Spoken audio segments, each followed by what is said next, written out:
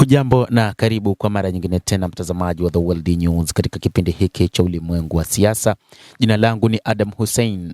Rais wa Iran amekosea ukimya wa kimataifa kuhusu Israel. Rais huyo anasema kwa nini dunia ipo kimya dhidi ya kile kinachofanywa na Israel, hasa waziri mkuu wake Benjamin Netanyahu dhidi ya Mashariki ya Kati. Muuaji mkubwa waziri mkuu Netanyahu amekaliwa kimya.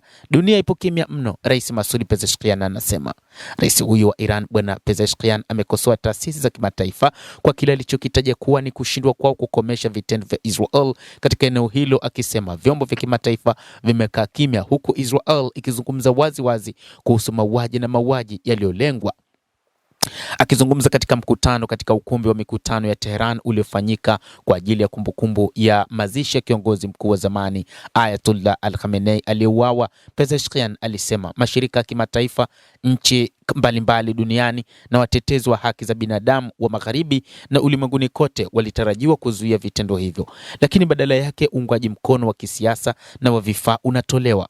Amesema Israel ilishambulia nchi nyingi katika kanda na inahusika na migogoro mingi na ukosefu wa utulivu katika Mashariki ya Kati, na kuongeza kuwa nchi za Kiislamu hazijaanzisha uchokozi huo, lakini lau ingekuwa ni Iran au taifa lolote katika Mashariki ya Kati au duniani maeneo mengine, huenda wakati huu ulimwengu wote ungewaka dhidi ya taifa hilo, lakini si Israel ambayo wakati huu dunia inaweza kuzungumza lolote. Alizungumzia mwanzo uongozi mpya kwa jumuiya ya Kiislamu, akisema uongozi wa sasa unabeba dhima nzito na kwamba serikali yake itaendelea kufanya kazi kwa ajili ya maadili ya mapinduzi, kuimarisha umoja wa Kiislamu na kupanua mshikamano kati ya mataifa ya Kiislamu.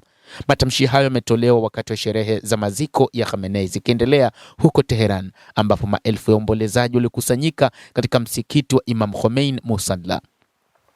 Khamenei aliuawa katika mashambulizi ya pamoja ya Marekani na Israel dhidi ya Iran mnamo Februari 28, ambayo alizua vita vya wiki kadhaa kabla ya kufikiwa kwa usitishaji wa mapigano chini ya upatanishi wa Pakistan mwezi Aprili na kufuatiwa na makubaliano ya mwezi Juni.